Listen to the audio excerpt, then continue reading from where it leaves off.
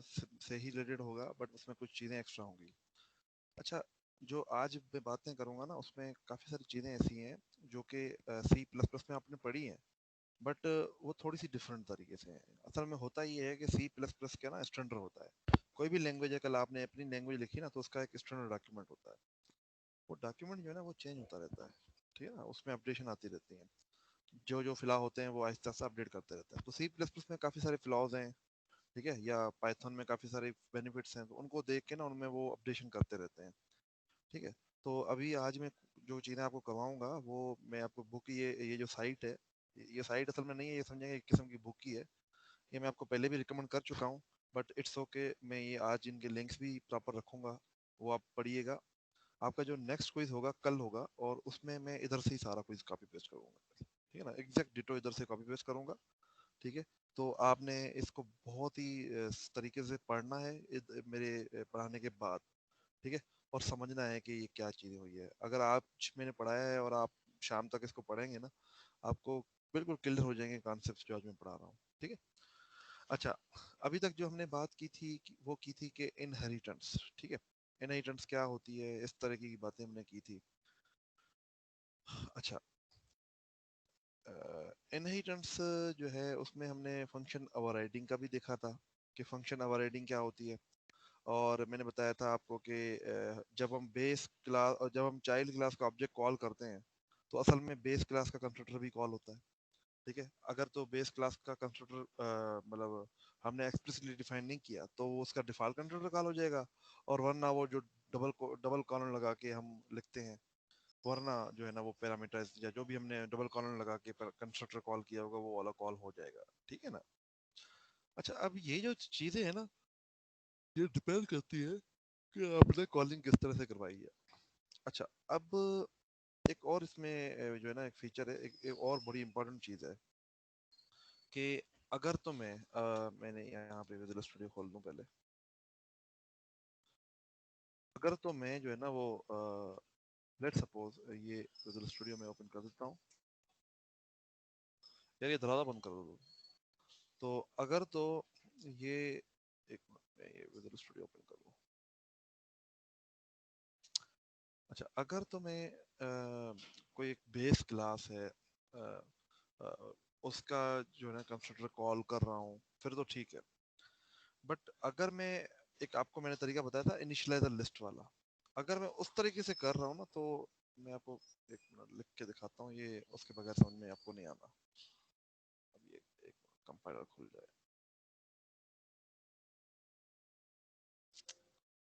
Shit, चल जा भाई। ये एक नया टूल है विजुअल स्टूडियो कोड नाम से। ये हर चीज़ के लिए इस्तेमाल होता है आजकल। तो ये बहुत ही अच्छा टूल है। आप लोग अगर कोई भी चीज़ नहीं सीखना चाहते हैं, पाइथन हो या कोई भी चीज़ हो, वो इस पे सब कुछ इजीली चल जाता है। ये हैवी नहीं है, बहुत जो है ना वो सिंपल है वो। अच्छा, चलें, जब तक ये खुलता है तब तक हम नोटपैड में काम कर लेते हैं।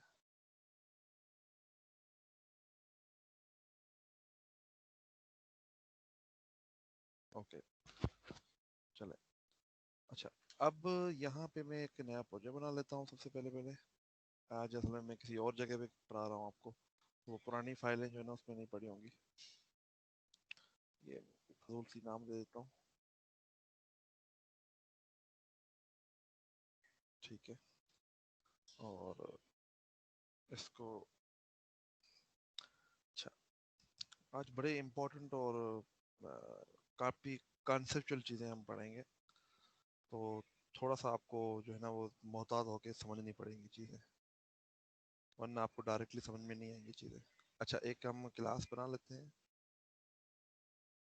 न्यू आइटम, सीपीपी क्लास, और टेस्ट क्लास चाहिए। अब इसके अंदर मैं क्या करता हूँ, मैं लेट सपोज, ये आप लोगों को पहले से वैसे काफ़ी सारी चीज़ें पता है।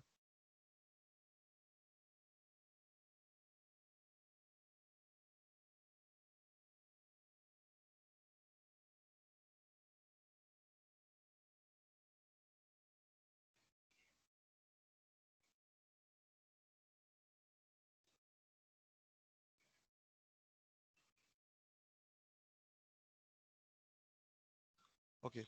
अच्छा, अब यहाँ पे एक मैंने क्लास बनाई है जिसको मैं कहता हूँ ए। ये बेस क्लास आपकी है, ठीक है। और एक आपकी इसमें एक एट्रीब्यूट लेट सपोज है। मैंने आपको कल पोर्ट्रेट के बारे में भी बताया था, ठीक है। और उसका नाम हमने रखा है इंट ए, ठीक है। अब बेस क्लास के अंदर जब मैं लिखता हूँ क्लास बी, ठीक है। अब जब मैं यहाँ पे लिखूं बी, ये कंस्ट्रक्टर है। आगे इधर फर्ज करें कोई इंट एन पास हुआ है और मैं लिखूं ए एन, ऐसे भी मैं कर सकता हूँ, ये मैंने तरीका आपको बताया था ना। अब इशू इसमें सिर्फ ये है कि क्या हुआ, A is non non static data member और base class of class B. ओहो, सॉरी, ये मैंने इनहेरिटेंस नहीं की। पब्लिक और ये, ठीक है। अब जो ये जो है ना, ये काम मैं कर सकता हूँ, ठीक है। अभी भी क्यों एरर दे रहा है? सर ए कैपिटल है क्या? कौन सा ए कैपिटल होगा? सर ये इनिशियलाइजर वाला है।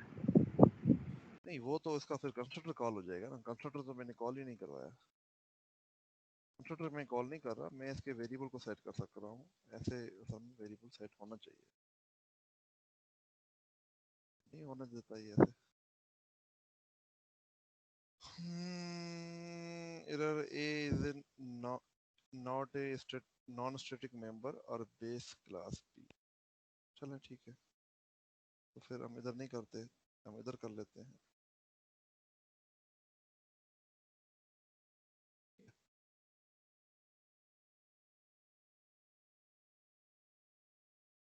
ये तो हमें करने देगा ना। ए को मैं इधर इनिशियलाइज कर रहा हूँ, ठीक है ना। अगर मैं इधर भी करता हूँ या इधर करता हूँ तो ये इनिशियलाइजेशन नहीं है, ये तो असाइनमेंट है, ठीक है ना। तो ये चीज आपने ध्यान में रखनी है कि अगर मैंने इसको इनिशियलाइज करना है तो मुझे यहाँ पे इसका एक कंस्ट्रक्टर बनाना पड़ेगा इंट एन नाम से, लेट सपोज। और उसके अंदर मैं यहाँ पे सेट करूंगा A is equal to A equal to N, ठीक है। अब भी अगर मैं यहाँ पे लिख रहा हूँ ए और इधर एन पास कर रहा हूँ, then it's okay, then it's okay. अब ये दैट इज इनिशियलाइजेशन। आपने ये बात ध्यान में रखनी है कि ये अब इनिशियलाइजेशन हो रही है। इनिशियलाइजेशन से मुराद क्या है कि ये वेरिएबल अब बनेगा और उसमें असाइन हो रहा है, ये वैल्यू फिर उसमें हम इनपुट कर रहे होंगे।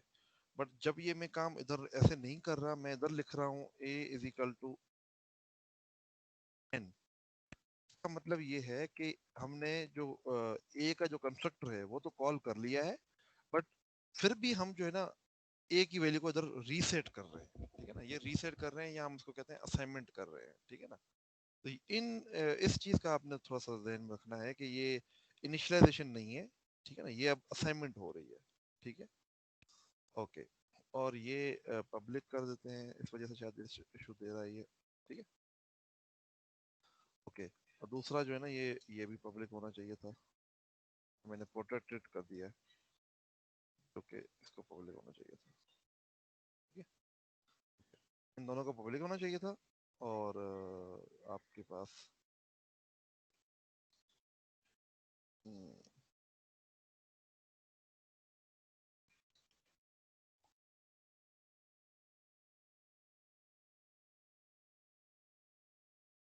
हाँ, अब क्योंकि इसमें डिफॉल्ट कंस्ट्रक्टर कोई नहीं बना हुआ ना, तो इस वजह से 1 मिनट सर मुझे दे दीजिए, आवाज आ रही है।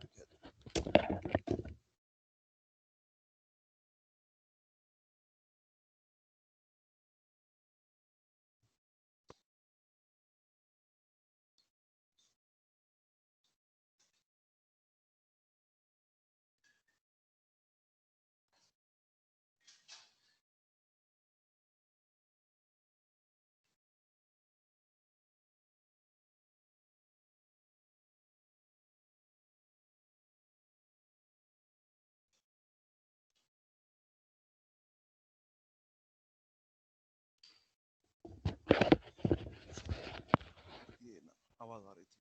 अच्छा, अब यहाँ पे एरर क्यों आ रहा है? क्योंकि डिफॉल्ट कंस्ट्रक्टर ए के अंदर बना नहीं हुआ। ठीक है, तो जब डिफॉल्ट कंस्ट्रक्टर ए के अंदर नहीं बना हुआ तो फिर मसला होगा। ठीक है ना? अच्छा, अब हम आते हैं। सर आवाज कम आ रही है आपकी काफी। अच्छा, आवाज कम आ रही है, अब ठीक है? अब ठीक। ओके, सही। अच्छा, तो यहाँ पे डिफॉल्ट कंस्ट्रक्टर नहीं है। अच्छा, आज एक और जबरदस्त कॉन्सेप्ट हमने पढ़ना है, वो है कि अभी तक मैंने आपको बताया कि ये जो इनहेरिटेंस है ना, ये सिर्फ पब्लिक लिखा हुआ है इधर। तो मैंने आपको बताया था कि ये हम चेंज भी कर सकते हैं। उसका क्या मतलब होता है वो भी समझते हैं। सबसे पहले पहले आपको प्रोटेक्टेड का और पब्लिक का और प्राइवेट का क्लियर होना चाहिए। मैं आपको जल्दी जल्दी से रिवाइज करवा देता हूँ। ये प्रोटेक्टेड का मतलब क्या है? प्रोटेक्टेड होने का मतलब ये है कि ये जो एट्रीब्यूट है ये आप इधर एक्सेस कर सकते हैं, इजीली कर सकते हैं। ठीक है, चाइल्ड क्लास में कर सकते हैं, बट मैन के अंदर अब ये ए जो है ना, या किसी और क्लास में ये ए जो है ना वो एक्सेस नहीं हो सकता। ठीक है, एक तो ये मैंने आपको कॉन्सेप्ट बताया था।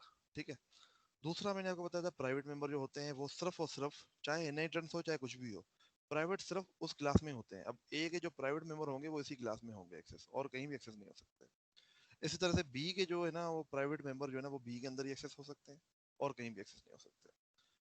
अच्छा, अब अब मजे वाली बात है कि आपके पास तीन किस्म की इनहेरिटेंस यूज होती हैं, जिसको हम कहते हैं पब्लिक इनहेरिटेंस, प्राइवेट इनहेरिटेंस और प्रोटेक्टेड इनहेरिटेंस। अभी जो हमने पढ़ी है वो पब्लिक इनहेरिटेंस है। पब्लिक इनहेरिटेंस से मुराद क्या है वो मैं बताता हूँ। ठीक है, इसके लिए ना मैं एक, ये जो लिंक है लर्न सी प्लस प्लस, ये एक बहुत ही ज़बरदस्त लिंक है। आप अगर मेरी पुराने ओप के वेबसाइट पे जाएं तो उसमें भी मैंने, आप यहाँ पे देखेंगे। ये असल में लिंक मैं आपको क्यों कह रहा हूँ, इसकी वजह ये है कि ये सी प्लस प्लस के जो अभी वाले लेटेस्ट स्टैंडर्ड है ना, ये उसको फॉलो करता है। ठीक है ना, जो हम डिटेल की बुक देखेंगे या जो भी ये देखेंगे ना, वो पुराने थोड़े से हैं। ये जो है ना बिल्कुल लेटेस्ट वर्जन है, ये अपडेट भी करता रहता है बंदा। और ये बहुत ही बेहतरीन किस्म की जो है ना बुक है, मैं आपको रिकमेंड करूंगा कि इसको जरूर पढ़ें। ठीक है ना, मैं इसके लिंक्स आपके साथ शेयर कर दूंगा। अच्छा, अब इसने क्या किया हुआ है, एक क्लास बनाई है। ठीक है ना, और उसके अंदर एक पब्लिक मेंबर बनाया है, एक प्रोटेक्टेड बनाया है और एक प्राइवेट बनाया है। ठीक है, अच्छा, एक ड्राइव क्लास बनाई है सिंपल। ठीक है ना, उस ड्राइव क्लास के अंदर जो भी ऊपर मेंबर्स हैं, ठीक है ना, जो भी मेंबर्स हैं कौन से हैं, पब्लिक है, ये है और ये है। अब आप मुझे, आप भी बता सकते हैं कि ड्राइव क्लास के अंदर जो ऊपर वाले एट्रीब्यूट्स हैं उनमें जो ये प्राइवेट वाला है ना, ये तो इधर एक्सेस नहीं हो सकता। इसने लिखा हुआ है कि नॉट अलाउड। सीधी बात है, क्योंकि प्राइवेट मेंबर बेस क्लास के आप एक्सेस नहीं कर सकते, सिर्फ प्रोटेक्टेड और पब्लिक वाले कर सकते हैं। एक तो इसने ये बात बताई है। दूसरा, असल में एक बहुत ही इंपॉर्टेंट बात जो यहाँ पे ये कह रहा है कि आपके पास तीन किस्म की इनहेरिटेंस होती हैं। एक होती है पब्लिक इनहेरिटेंस, ठीक है ना, एक होती है प्रोटेक्टेड इनहेरिटेंस। ये असल में इधर से पढ़ाने का मुझे फायदा ये है कि मुझे कोड आपके सामने फिर से लिखना नहीं पड़ेगा, और इसमें कुछ चीजें हैं जो लेटेस्ट हैं वो भी मैं आपको साथ साथ बता दूंगा। ठीक है ना, अच्छा, पब्लिक इनहेरिटेंस ये आपको दिखने में तो आ रही है, इजीली दिखने में आ रही है आप लोगों को? जी, जी आ रही है।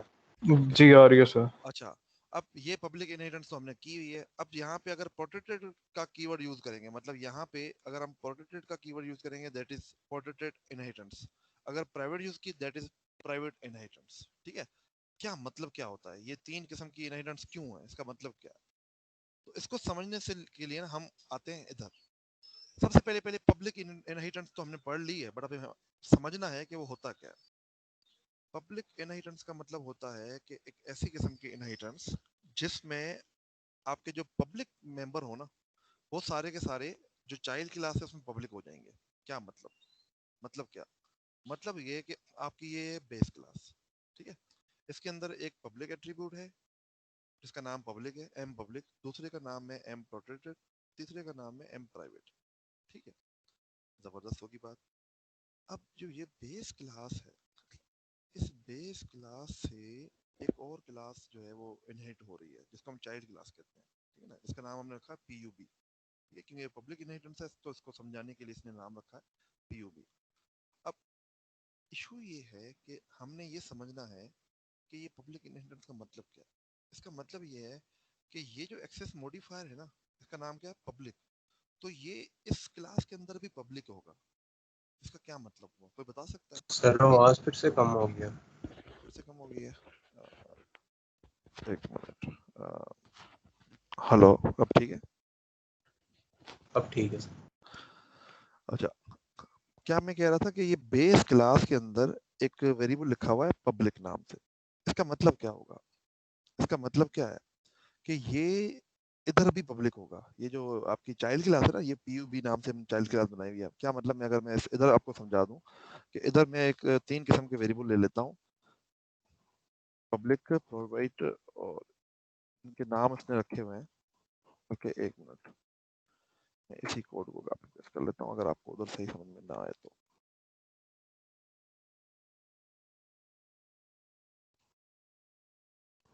अब अगर आप यहाँ पे देखेंगे, इसने बेस क्लास बनाई है जिसमें 3 वेरिएबल्स हैं। अच्छा, इन 3 वेरिएबल्स को ये क्या कर रहा है, जो चाइल्ड क्लास है, ये पीयूबी का नाम है ना, इसका हम नाम रख देते हैं चाइल्ड क्लास। ठीक है, चाइल्ड क्लास में क्या हो रहा है कि ये इन तीनों को एक्सेस करने की ट्राई कर रहा है। तो ये कहना ये चाह रहा है कि जब इनहेरिटेंस पब्लिक होती है ना, इसका मतलब है कि ये जो है ना, ये इस क्लास के अंदर भी पब्लिक होगा। इस क्लास के अंदर पब्लिक होने का मतलब क्या है कि भाई इसका जो, देखो ना, हर वेरिएबल का एक एक्सेस मॉडिफायर होता है। ठीक है ना, उसकी एक्सेस का एक पहले से हम बताते हैं कि ये पब्लिक है, प्राइवेट है, क्या है। ठीक है, बाय डिफॉल्ट प्राइवेट होता है। तो यहाँ पे जब हमने लिखा है कि ये पब्लिक है, इसका मतलब है कि ये इधर भी पब्लिक ही होगा। मतलब पब्लिक होने का मतलब क्या, कि हम इसको इधर भी एक्सेस कर सकते हैं और आगे भी एक्सेस कर सकते हैं। अब मतलब इस चाइल्ड क्लास से कोई और क्लास अगर इनहेरिट करेगी तो उधर भी ये एक्सेसिबल है। अच्छा, दूसरा, ये क्या मेंबर है, प्रोटेक्टेड। प्रोटेक्टेड का मतलब है कि ये तो जाहिर सी बात है इधर इनहेरिट हो जाएगा। अब पब्लिक इनहेरिटेंस का मतलब है कि जो इसका टाइप होगा ना, वो चेंज नहीं होगा, ये प्रोटेक्टेड ही रहेगा। और जो प्राइवेट है वो प्राइवेट ही रहेगा। क्या मतलब, ये इधर एक्सेस नहीं हो सकता, मतलब क्योंकि ये प्राइवेट है तो प्राइवेट चीजें इधर एक्सेस नहीं हो सकती। ठीक है। अच्छा, अब ये जो बात है ना, आप कहेंगे कि ये क्या बेवकूफाना बात हो रही है, मतलब सीधी बात है, जो पब्लिक है वो पब्लिक ही होगा, प्राइवेट है प्राइवेट ही होगा। अब मैं आपको एक मजा बताता हूँ, एक और बात बताता हूँ। ठीक है, अब आ गई है प्रोटेक्टेड इनहेरिटेंस। क्या मतलब कि ऐसी इनहेरिटेंस जहां पे हमने यहाँ पे पब्लिक की जगह क्या रखा है, प्रोटेक्टेड। अब क्या होगा, अब असल में यहाँ पे ये होगा कि ये जो पब्लिक चीज है ना, ये भी इधर प्रोटेक्टेड बन जाएगी। इस क्लास में ये प्रोटेक्टेड बन जाएगी। इसका मतलब क्या, आपको बता सकता है कि ये जो एट्रीब्यूट है, मैं कह रहा हूँ कि ये जो एट्रीब्यूट हमने इनहेरिट किया है, अगर ये इनहेरिटेंस प्रोटेक्टेड हो गई तो ये इधर भी प्रोटेक्टेड हो जाएगा। इसका मतलब क्या हुआ?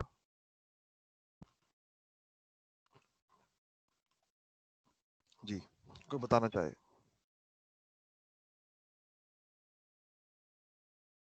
कोई नहीं मतलब बताना कि चाहता? चाइल्ड क्लास एक्सेस कर सकती है उसको जी, इसका मतलब ये है कि देखो, इसका मतलब ये है कि ये जो पब्लिक मेंबर है ना, ये इधर बन जाएगा प्रोटेक्टेड। ठीक है ना। और आपको पता है जो प्रोटेक्टेड मेंबर होते हैं, अगर पहले तो इसको पब्लिक करते हैं, एक मिनट, इसको पहले पब्लिक करते हैं। पब्लिक का मतलब क्या हुआ, पब्लिक का मतलब ये हुआ कि हम अगर चाइल्ड क्लास का एक ऑब्जेक्ट बनाते हैं, ठीक है, तो हम उस ऑब्जेक्ट के थ्रू इसको मेन में कॉल कर सकते हैं। इसको कॉल कर सकते हैं एम अंडरस्कोर पब्लिक। ठीक है, हम इसको कॉल कर सकते हैं। ठीक है ना। बट अगर मैंने इसकी इनहेरिटेंस चेंज कर दी तो ये क्या हो जाएगा, तो ये जो है पब्लिक जो है, ये क्या हो जाएगा, ये प्रोटेक्टेड हो जाएगा। ये प्रोटेक्टेड होने का मतलब क्या है कि अब चाइल्ड क्लास, सर ये मेन पे नहीं कॉल हो सकता। हाँ, अब ये मेन में कॉल नहीं हो सकता। ठीक है, अब ये मेन में क्यों कॉल नहीं होता, क्योंकि अब इसका जो एक्सेस मॉडिफायर है वो प्रोटेक्टेड है, और प्रोटेक्टेड चीजें सिर्फ चाइल्ड के अंदर कॉल होती है। बस समझ रहे हैं? जी सर। तो ये अब इसका इशू हो गया। ठीक है ना। और प्रोटेक्टेड क्या रहेगी, ये तो प्रोटेक्टेड ही रहेगी, और प्राइवेट तो प्राइवेट ही रहती है। ठीक है, तो ये असल में फर्क है। अच्छा, अगर मैं इसको प्राइवेट कर दूं, ये प्राइवेट क्या कर देगा, इन सबको प्राइवेट कर देगा। मतलब क्या कि पब्लिक जो है ना, वो भी अब प्राइवेट हो जाएगा, इधर प्रोटेक्टेड भी इधर प्राइवेट हो जाएगा, और ये तो वैसे ही प्राइवेट है। अब फर्ज करो, क्या मतलब इसका, मैं एक नया चाइल्ड बनाता हूँ, मैं क्लास बनाता हूँ, क्लास, इसको एक बार रिवाइज भी करवाऊंगा तो डोंट वरी, चाइल्ड, और मैं इसको लिखता हूँ बेशक अब कोई भी इनहेरिटेंस कर दूं मैं, और चाइल्ड 1, ठीक है। मैं चाइल्ड 1 के साथ इसको इनहेरिट कर रहा हूँ, चाइल्ड 1 है ही नहीं कोई, तो चाइल्ड के साथ। अब अगर मैं एक कंस्ट्रक्टर बनाता हूँ और उसके अंदर उसको कॉल करता हूँ,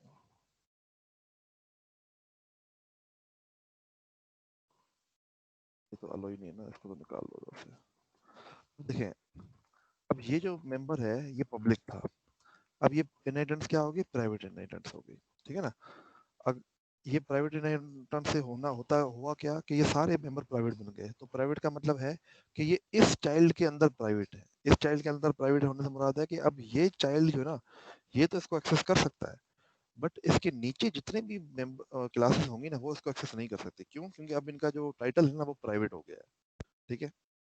तो अब अगर मैं इनमें से कोई भी एट्रीब्यूट, चाहे वो पब्लिक हो, अब फर्ज करें हालांकि ये पब्लिक एट्रीब्यूट था, मैं इसको मुझे कॉल कर देना चाहिए, बट अब आप देखेंगे ये अलो नहीं करेगा, ये अलो नहीं कर रहा। ये कह रहा है कि भाई ये जो इनहेरिटेंस बेशक पब्लिक है, बट जो इसका इधर मॉडिफायर है ना, वो पब्लिक नहीं है, ठीक है। अब आप मुझसे सवाल पूछेंगे, सर इसका मॉडिफायर तो पब्लिक ही है ना, बट मसला ये है कि ये जो इनहेरिटेंस है ना, इसने इसका चाइल्ड के अंदर स्कोप चेंज कर दिया। मतलब क्या? मतलब ये है कि एक क्लास बेस क्लास है, उसके अंदर उसका कोई भी मॉडिफायर हो, उससे कोई फर्क नहीं पड़ता। चाइल्ड क्लास के अंदर उसका मॉडिफायर क्या है, एक्सेस मॉडिफायर क्या है। अगर वो प्राइवेट है तो वो आगे एक्सेस नहीं हो सकता, अगर वो प्रोटेक्टेड है तो वो आगे इनहेरिटेंस में यूज हो सकता है, अगर वो पब्लिक है तो फिर तो यूज ही हो सकता है, ठीक है। तो अगर मैं इसको समराइज करने की ट्राई करूं, तो मैं इसको समराइज इस तरह से कर सकता हूँ कि भाई प्रोटेक्टेड इनहेरिटेंस के अंदर क्या होता है कि जो पब्लिक चीजें हैं वो प्रोटेक्टेड बन जाती हैं, प्रोटेक्टेड चीजें प्रोटेक्टेड ही रहती हैं, और प्राइवेट चीजें जो है ना, वो जाहिर सी बात है कहीं भी एक्सेस नहीं होती। और अगर मैं बात करूं आपको प्राइवेट इनहेरिटेंस की, तो प्राइवेट इनहेरिटेंस में पब्लिक चीजें भी प्राइवेट हो जाती है। इससे नुकसान क्या होगा कि अब वो मजीद जो है ना आगे एक्सेस नहीं की जा सकती, ठीक है। तो एक एग्जांपल उसने और देने की ट्राई की है, मैं आपको एक एग्जांपल दिखाता हूँ। ये कहता है कि एक बेस क्लास है, ठीक है, इसके अंदर अगेन 3 एट्रीब्यूट्स हैं, पब्लिक, प्रोटेक्टेड, प्राइवेट, ठीक है। एक ड्राइव क्लास है, इसने इसको एक्सेस किया है, पर ये प्राइवेटली एक्सेस कर रहा है, ये प्राइवेट इनहेरिटेंस है। प्राइवेट इनहेरिटेंस का मतलब क्या है कि इधर इसके जो भी मॉडिफायर होंगे, अब ये सारे प्राइवेट हो जाएंगे, सारे प्राइवेट हो जाएंगे, मतलब कि इधर प्राइवेट हो जाएंगे, ठीक है ना। ओके हो गया। अच्छा, ये ड्राइव क्लास जो है ना, ये क्या करती है, ये 3 और एट्रीब्यूट बनाती है, ठीक है, वो भी पब्लिक, प्रोटेक्टेड और प्राइवेट बनाती है। अब इस ड्राइव क्लास से एक और क्लास इनहेरिट कर रही है जिसका नाम है ड्राइव 3, बट इशू ये है कि ये कर रही है ड्राइव 2 क्लास से, मतलब इससे इनहेरिट कर रही है। अब इससे इनहेरिटेंस का मतलब क्या है, अब आप सब लोगों ने मुझे इसका बारी बारी जो है ना वो बताना है कि ये जो है ना इनके क्या होंगे एक्सेस मॉडिफायर्स। सो एक चार्ट बनाते हैं हम लोग। सो लेट्स सी कि आप लोगों को कितना समझ में है।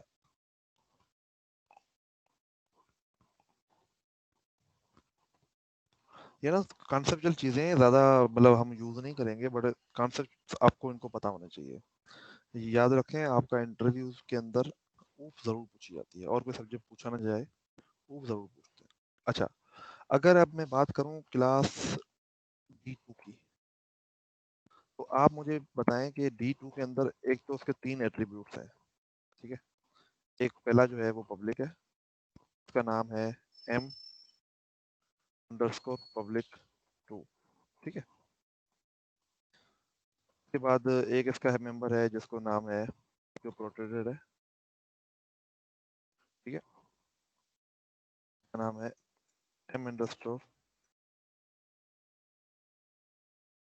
प्रोटेक्टेड 2, ठीक है। और एक इसका है प्राइवेट, और उसका नाम है m अंडरस्कोर प्राइवेट 2, ठीक है। ये तो इस D2 क्लास जो है ना, ये जो D2 क्लास, ये तो उसके खुद के मेंबर है। अब D2 क्लास क्योंकि ये इनहेरिट कर रही है बेस क्लास से, ठीक है, तो जाहिर सी बात है ये भी इधर एट्रीब्यूट आ जाएंगे। बट मसला ये है कि इन एट्रीब्यूट्स का इधर एक्सेसिबिलिटी क्या होगी, प्राइवेट मेंबर तो इधर एक्सेस ही नहीं हो सकता, तो ये बात तो खत्म हो गई। सिर्फ ये 2 एक्सेस हो सकते हैं, बट इनके एक्सेस मॉडिफायर क्या होंगे, शाबाश। अब एम पब्लिक जो है, ये एम पब्लिक जो है, जो ये ड्राइव कर रहा है, ड्राइव के लिए मैं थोड़ा सा कॉलम जो है ना वो उसको येलो कर देता हूँ जी। अब आप लोग बताएं जरा कि ये जो होगा ये जो एम पब्लिक होगा, एम पब्लिक, वो इस क्लास में उसका टाइप क्या होगा? प्राइवेट होगा, पब्लिक होगा, प्रोटेक्टेड होगा, क्या होगा? Private sir. क्यों? प्राइवेट होगा क्योंकि क्योंकि public। क्योंकि इनहेरिटेंस जो है ना ये प्राइवेट है, तो ये क्या कर देगी, पब्लिक को भी प्राइवेट कर देगी, प्रोटेक्टेड को भी प्राइवेट कर देगी। ठीक है, तो ये m public, m underscore public जो है ना, ये अब यहाँ पे एज ए प्राइवेट एक्ट करेगा। और दूसरा इसमें क्या था, m protected, m underscore protected, तो ये वेरिएबल बी जो है ना, ये भी इधर एज ए प्राइवेट एक्ट करेगा। ठीक है, अच्छा जी, डन हो गया। D2 क्लास हो गई आपकी। अब हम आते हैं D3 क्लास पे। ठीक है, अच्छा जी, अब बताएं जरा, D3 क्लास जो है, अब उसका अपना तो कोई एट्रीब्यूट है नहीं। ठीक है, उसके अपने एट्रीब्यूट भी हैं, चले उसके अपने एट्रीब्यूट को छोड़ते हैं, वो तो लिखने की जरूरत नहीं है। अच्छा, अब मुझे आप बताएं कि D3 के अंदर कौन सी चीज प्राइवेट होगी, कौन सी चीज वो होगी? शाबाश, अब आप लोग बताएं जरा। तो पहले पहले तो ये बताएं कि D3 के अंदर ये एम पब्लिक 2, प्रोटेक्टेड 2 और प्राइवेट 2, ये इनका क्या होगा? एम पब्लिक 2 का क्या होगा? ये पब्लिक होगा, क्या होगा D3 के अंदर? पब्लिक होगा सर। क्यों? क्योंकि ये पब्लिक है और प्राइवेट ये होगा सर। Public sir. बेटा पब्लिक। देखो, एक एक मिनट, एक मिनट सुनो। D2 जो है ना, D2 एक क्लास है जिससे हम एक पब्लिक इनहेरिटेंस कर रहे हैं। तो पब्लिक इनहेरिटेंस का मतलब क्या होता है कि जो इसके एट्रीब्यूट होंगे वो अनचेंज रहेंगे। अगर वो पब्लिक थे तो पब्लिक रहेंगे, अगर वो प्राइवेट थे तो प्राइवेट रहेंगे, और अगर प्रोटेक्टेड थे तो वो प्रोटेक्टेड ही रहेंगे। तो इसका मतलब है कि एम अंडरस्कोर पब्लिक 2 जो है, ये आपका पब्लिक रहेगा। ठीक है, अच्छा ये नाम, और एम अंडरस्कोर प्रोटेक्टेड 2, ये आपका क्या हो जाएगा, ये यहाँ पे D3 क्लास में प्रोटेक्टेड हो जाएगा, और प्राइवेट मेंबर तो जाहिर सी बात है इसमें आ ही नहीं सकते। अच्छा जी, अगली चीज बताएं। अब मुझे बताएं कि ये जो D1 वाले एट्रीब्यूट हैं वो इधर क्या होंगे? अब देखें, एक चीज आपने ध्यान में रखनी है, D1 वाले जितने भी एट्रीब्यूट है ना, वो D2 में क्या है? D2 में ये है। इसका मतलब है D2 के अंदर वो क्या है, सारे वो प्राइवेट है। वो सारे प्राइवेट अगर हैं तो इसका मतलब है कि प्राइवेट D2 की कोई भी प्राइवेट चीज D3 के अंदर नहीं आ सकती। तो इसका मतलब है बस वो आ ही नहीं सकते। तो अगर मैं आपसे पूछूं कि D3 के अंदर कितने एट्रीब्यूट है, आप कहेंगे सर एक तो ये 3 इसके खुद के हैं और 2 ऊपर से आए हैं। फिर मैं आपसे सवाल पूछूं कि 2 कैसे आए हैं? D1 के पास तो 6 एट्रीब्यूट्स हैं टोटल, और 5 एट्रीब्यूट्स हैं, 2 ये वाले हैं और 3 उसके अपने वाले हैं। आप कह सकते हैं सर क्योंकि ये जो ऊपर वाले एट्रीब्यूट इधर आए हैं ना, वो सारे प्राइवेट बन के आए हैं, तो प्राइवेट चीजों को हम मजीद एक्सेस नहीं कर सकते। ठीक है, तो ये असल में है हायरार्की पूरी। इसमें किसी को कोई कंफ्यूजन हो तो मुझसे पूछ सकता है। शाबाश।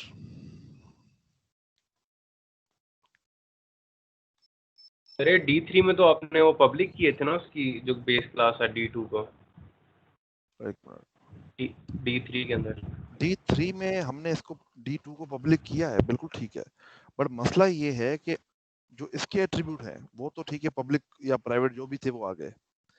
इशू ये है कि D2 के अंदर जो D1 की चीजें पड़ी हुई है ना, वो क्या है?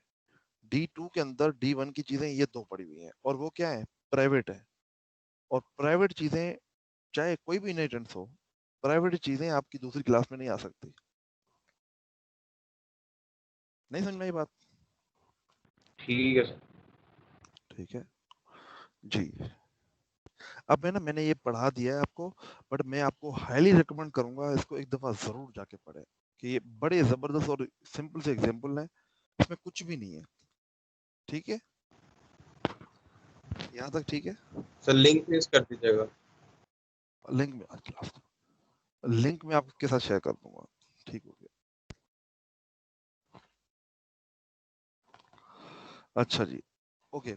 अब जो है हमने एक और बड़े एक जो है वो इम्पोर्टेंट कॉन्सेप्ट पे जाना है, बट उस पे जाने से पहले जो है ना उसमें कुछ पेचीदगियां हैं वो हम समझेंगे, फिर हम उस पे जाएंगे। तो पहले हम पेचीदगियां समझते हैं। अब आज जो है ना थोड़ा सा आप समझेंगे, आपका इम्तिहान चल रहा है एक किस्म का, क्योंकि काफ़ी सारी चीज़ें जो है ना मैं पूछता हूँ। अच्छा, अब इस पे तो हम डिस्कस कर चुके हैं कि जो है ना ये तो अब ख़त्म कर देता हूँ। इस पे तो बड़ी ही हमारी तवील डिस्कशन हो चुकी है कि अगर मैं लिखता हूँ इंट ए इक्वल टू 5 और int and B is equal to A, इसका मतलब क्या होता है?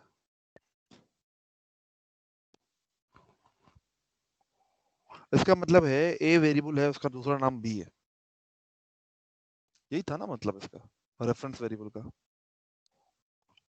जी, यस सर। ऐसे ही था ना। अच्छा, अब अगर मैं आपसे कहूं कि यार अगर मैं ए के अंदर चेंजिंग करना चाहता हूं तो किस तरह से कर सकता हूं? ए के थ्रू भी कर सकता हूं, बी के थ्रू भी कर सकता हूं, दोनों दोनों के थ्रू कर सकता हूं ना।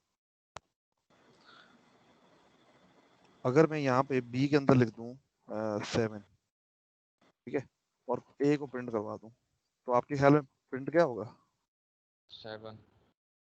7 ही प्रिंट होगा, क्योंकि ए के दो नाम है, बी भी नाम ए का ही है।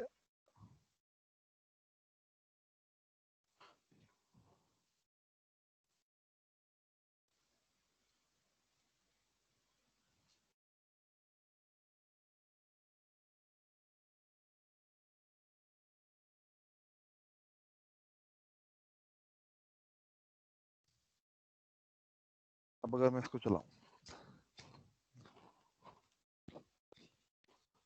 ये हमने वैसे पहले भी डिस्कस किया हुआ है, जब मैं आपको कॉपी कंस्ट्रक्टर के बारे में बात कर रहा था, वहां पे रेफरेंस यूज हो रहा था, और पॉइंटर के बारे में जब मैंने आपसे बातें की थी।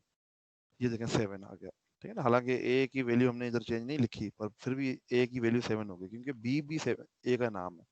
तो रेफरेंस का मतलब ये होता है। ठीक हो गया। अब मैंने आपको उस दिन भी एक बात बताई थी कि जब हम एक बेस क्लास बनाते हैं, अब देखें इसने एक स्ट्रिंग व्यू क्लास जो है ना इंक्लूड की है, ये एक बिल्ट इन क्लास है, ठीक है ना। अब क्योंकि सी प्लस प्लस के जो नया वर्जन आया है उसमें ये एक स्ट्रिंग का फंक्शन पहले से मौजूद है। अच्छा, अब जो है ना आप अगर यूज करना चाहते हैं स्ट्रिंग वगैरह, तो आप बेशक कर लें। हाँ, तो वो आप बेशक जो है ना वो कर सकते हैं यूज, ठीक है, उसमें मुझे कोई एतराज नहीं है। अब कोई एतराज नहीं है, पहले एतराज था, अब नहीं। ठीक है, क्योंकि अब मैं आपसे बड़ी बड़ी चीजें पूछूंगा, छोटी चीजों पे हम, वो आप स्ट्रिंग यूज कर रहे हैं, कैरेक्टर पॉइंटर यूज कर रहे हैं, आई डोंट केयर, ठीक है, बट आपको पता होना चाहिए इसका मतलब क्या। ये इसने यूजिंग नेम स्पेस नहीं लिखा, इसलिए बार बार ये एसटीडी लिख रहा है, तो इसमें परेशान नहीं होना, क्योंकि ये जो आपके जो ये जो होते हैं ना कोई भी वेरिएबल वगैरह, जैसे सी आउट है, तो ये सारे आपके जो है ना उधर से इंक्लूड होते हैं, ठीक है ना। तो उसको आपको यूजिंग ये नेम स्पेस होती है एसटीडी, उधर से आपको उठाना पड़ता है। खैर, तो ये मेरा एसटीडी की वजह से जो है ना बार बार लिखना पड़ रहा है। अगर मैं सी आउट जो ये लिखा है ना, ये मैं हटा दूंगा, अगर एसटीडी लिखूँ ना तो भी बात ठीक है मेरी। अच्छा, किया क्या इसने, सिंपल एक बेस क्लास बनाई है, उसने एक प्रोटेक्टेड वेरिएबल बनाया है, ठीक है ना, और एक पब्लिक कीवर्ड लिखा, उसके बाद इसने बेस क्लास का कंस्ट्रक्टर बनाया है, और इसके अंदर वैल्यू। अच्छा, ये जो तरीका है ना, ये एक लेटेस्ट तरीका है। मैंने शायद आपको बताया था कि ये जो ब्रैकेट है ना, इसका मतलब क्या होता है। ये इसका मतलब मैंने बताया था कि अगर मैं a इज इक्वल टू 5 लिखता हूँ ना, तो 5.5 लिखता हूँ, तो इसमें आपको पता है वैल्यू तो सिर्फ 5 ही आएगी, बट जब मैं ब्रैकेट लिखूंगा ना, तो ये एरर दे देगा आपको। ये आपको जो है ना कहेगा कि यार ये 5.5 आप इसमें नहीं रख सकते। क्यों नहीं रख सकते? क्योंकि मसला ये है कि 5.5 जो है ना वो एक इंटीजर वैल्यू नहीं है, ये कुछ लॉस हो रहा है। कुछ कंपाइलर आपको एरर दे देंगे, कुछ कंपाइलर सिर्फ आपको वार्निंग देंगे, ठीक है। और ये क्यों है? ये इसलिए है, ठीक है ना। ओके, खैर इसने चला तो दिया है, बट इसकी वार्निंग्स आती होती हैं, वो कहाँ पे गई? नहीं, कोई वार्निंग नहीं आई। एक मिनट, इसकी वजह से वार्निंग आती होती है। हाय हाय हाय, एक मिनट, डीबगिंग चल गई है।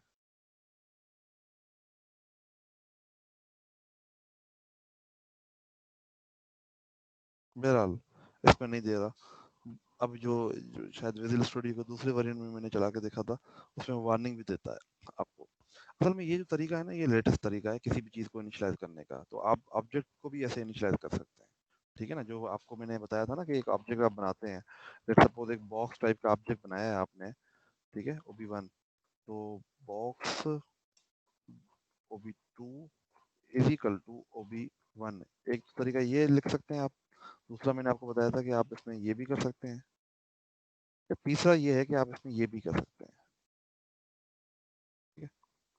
तो ये तीनों एक ही चीज़ है, कुछ चीज़ों के नाम है, ठीक है ना। ये क्योंकि ये बॉक्स क्लास एग्जिस्ट ही नहीं करती तो इसलिए एरर दे रहा है, वरना ये बिल्कुल सही सिंटैक्स है, ठीक है। अच्छा, तो सर ये सिर्फ सिंटेक्स का फर्क है कि लॉजिक का भी कोई फर्क आएगा इसमें? नहीं, लॉजिक का कोई फर्क नहीं है, सिंटैक्स ही है सिर्फ, ठीक है ठीक है। सर। अच्छा, अब इसने एक वैल्यू दी है, ये मैंने आपको बताया था कि हम इस तरह से बाहर कंस्ट्रक्टर के बाहर जो है ना वो वैल्यू दे सकते हैं, उसमें तो कोई इशू नहीं है। ये इसका गेटर फंक्शन है जो गेट करता है और रिटर्न करता है जो भी स्ट्रिंग आ रही है, ठीक है ना। ये स्ट्रिंग, ये गेट नेम है कि इस क्लास का नाम रिटर्न करेगा, जो नाम है बेस। और गेट वैल्यू है, जो वैल्यू हम सेट करेंगे वो वैल्यू इधर रिटर्न हो जाएगी, ठीक है। अब एक ड्राइव क्लास है, अगेन ड्राइव क्लास आपको पता है कि बेस इसमें क्यों लिखा है, कोई बता सकता है कि यहाँ पे मैंने बेस क्यों लिखा है?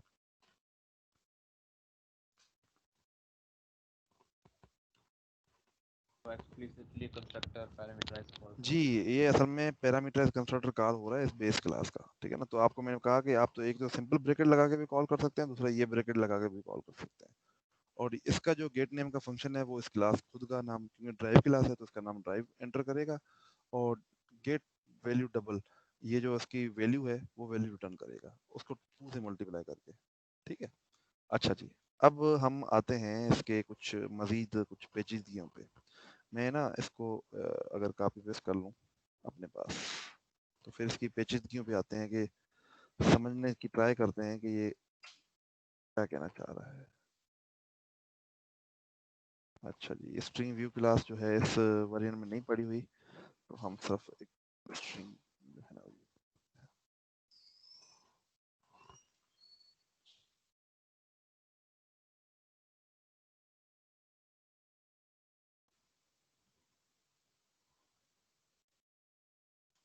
इसमें एरर क्यों दे रहा है? अच्छा, ये असल में शायद ये जो लेटेस्ट चीज़ें हैं ना, शायद इसमें सपोर्ट नहीं हो रही। 2010 जो है ना, शायद इसके अंदर ये सपोर्ट नहीं कर पा रहा इसे। खैर, ये इसे सपोर्ट नहीं कर पा रहा, शायद अगर 13 वेरिएंट हो आपके पास तो वो उसमें ये सपोर्ट कर लेगा, वरना खैर हम इसको चेंज भी कर सकते हैं खुद से। बट असल में ना, अगर आप में से किसी ने शफीक साहब के पास पढ़ा होगा ना, तो आपको उन्होंने आपने किसी पढ़ा है किसी ने सर शफीक से?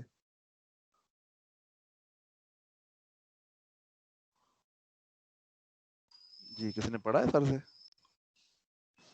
हाँ जी सर, पढ़ा हुआ है। तो आपको सर ने ब्रैकेट ली ऐसे कर्ली ब्रेसेस ही लगवाई थी? जी, क्या अगर आपने किसी वेरिएबल को इनिशियलाइज करना है जी, तो तो ऐसे सिर्फ ऐसे खाली ही। ब्रेसेस लगा दें तो वो डिफ़ॉल्ट उससे इनिशियलाइज हो जाता है। हाँ, बिल्कुल ठीक है। तो मैं वही कह रहा हूँ कि अगर आपने पढ़ी होगी तो उन्होंने आपको ऐसे ही पढ़ाया होगा। खैर, चलें, हमारा ये वाला कंपाइलर जो है वो इतना मॉडिफाइड नहीं है, तो हम ऐसे ही यूज़ कर लेते हैं। क्या है, सिंपल बेस क्लास है और उसको हम यूज़ कर रहे हैं। अच्छा जी, अब अगर इसका मेन हम कॉल करें, अब इसका मेन जो है ना वो बहुत ही मज़े वाला है। अब वो आप देखिएगा क्या है।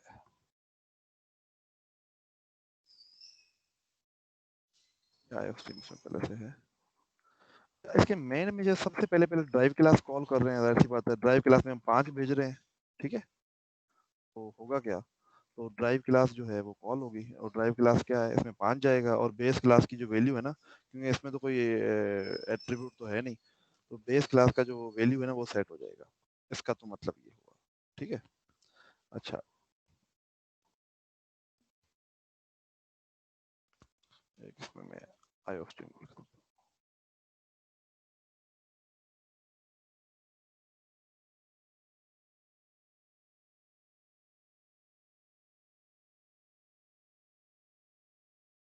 ठीक है।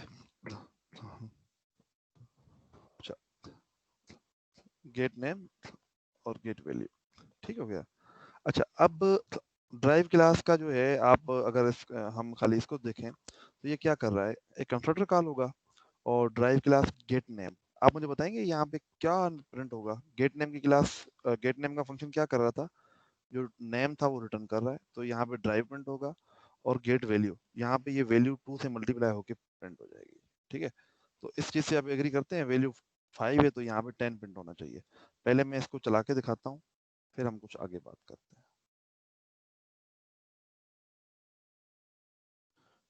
हम पास भी लिख देते हैं ताकि, बहुत ही इम्पोर्टेंट कॉन्सेप्ट है।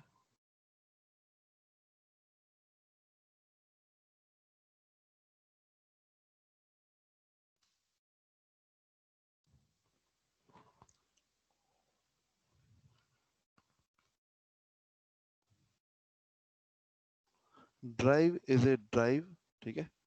मैंने यहाँ पे क्यों लिखा हुआ है ड्राइव इज ए, अब ये गेट नेम क्या करेगा, ड्राइव क्लास का नाम derived and has value 5, and has value 5। ये 5 इसने क्यों जो है रिटर्न किया है, क्योंकि हमने जो फंक्शन कॉल किया है वो बेस क्लास का फंक्शन कॉल किया है, और गेट वैल्यू फंक्शन ये बेस क्लास का फंक्शन है, ठीक है ना। तो ये इसमें कोई हर्ज नहीं है, इसमें कोई इशू नहीं है, बेस क्लास का फंक्शन चाइल्ड क्लास कॉल कर सकती है। अच्छा, उसके बाद जो अगला इसमें है, अगली वाली चीजें जो देखते हैं इसमें, ठीक है। ये कॉपी पेस्ट, बड़ा ही जबरदस्त एग्जांपल है। इस वेबसाइट की मुझे खूबसूरती बात जो लगती है, ये कॉन्सेप्ट पहले बेसिक से स्टार्ट करता है हमेशा। अच्छा, अब अगर आप यहाँ पे देखें तो ये क्या कर रहा है, ये ड्राइव क्लास का एक रेफरेंस बना रहा है, ठीक है। आप उसको ऐसे भी लिख सकते हैं, आप उसको ऐसे भी लिख सकते हैं, मर्जी है आपकी, ऐसे लिखते हैं। ये क्या कर रहा है, ड्राइव क्लास जो हमने ये बनाए है ना, ड्राइव वेरिएबल बनाया है, ये इसका एक रेफरेंस बना रहा है जिसको ये कह रहा है आर ड्राइव। तो अगेन हम इसको लिखें या इसको लिखें, बात एक ही है, ठीक है ना। तो ये आपको क्या नेम देगा, ये ड्राइव नेम देगा, और ये वैल्यू क्या देगा, 5 ही देगा।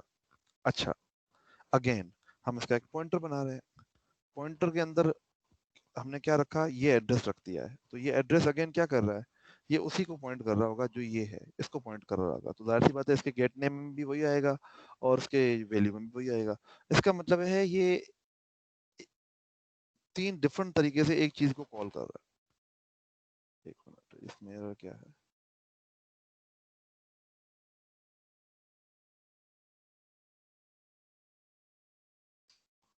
ओहो,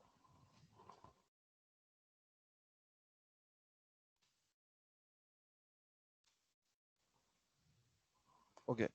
अब अगर आप देखें तो ये कह रहा है drive is a derived and value 5, derived और वैल्यू 5, ड्राइव्ड एंड वैल्यू 5। क्यों? क्योंकि ये गेट नेम सारे है ना, ये ड्राइव ही प्रिंट करेंगे, क्योंकि हम चाहे रेफरेंस के थ्रू प्रिंट करवाएं, हम चाहे पॉइंटर के थ्रू प्रिंट कराएं, बात तो हम इसकी ही कर रहे हैं। इसमें तो किसी को इशू नहीं है ना यार,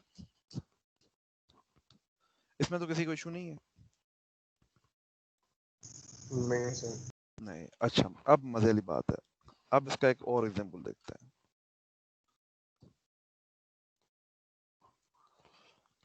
अच्छा जी, ये एग्जांपल बहुत फिट है, इसको करते हैं खत्म इधर से, और एक नया एग्जांपल जो है वो आपको मैं बताता हूँ क्या।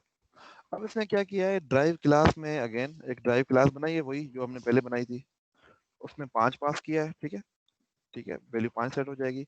अब इसने क्या किया है, जो बेस क्लास है, बेस क्लास का रेफरेंस बनाया। अब यहाँ पे हमने क्या किया था, पहले पहले हमने ड्राइव क्लास का रेफरेंस बनाया था, जो रेफरेंस टाइप था ना, ये हमने इधर ऐसे लिखा था, हमने यहाँ पे लिखा था, इधर ड्राइव लिखा था और इसी का रेफरेंस बनाया था। मतलब हम अगर इंट ए लिख रहे थे ना, तो हम लिख रहे थे int B, int and B is equal to A, ठीक है ना।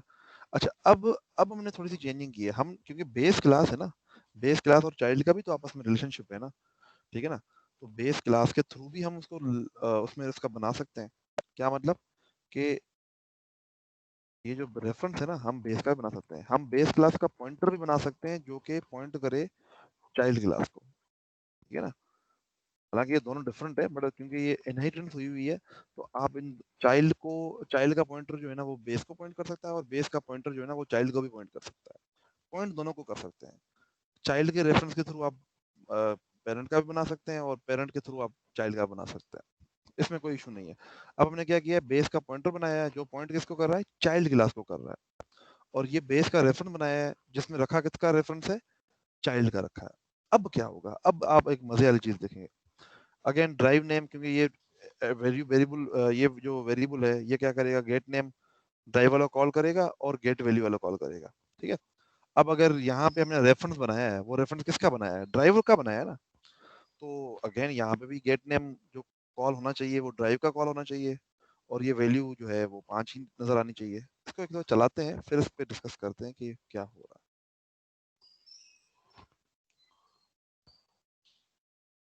अब आप यहाँ पे अगर देखें तो ये कहता है drive class is drive and has value 5, but अब यहाँ पे गेट नेम का फंक्शन जो हम कॉल कर रहे हैं ये बेस का कॉल कर रहा है, ये ड्राइव का क्यों नहीं कॉल कर रहा, क्योंकि गेट नेम अगर आप देखें, अगर गेट नेम की डेफिनेशन देखें तो गेट नेम क्या करता है, ड्राइव क्लास के अंदर गेट नेम रिटर्न करता है ड्राइव, और बेस क्लास के अंदर रिटर्न कर रहा है बेस।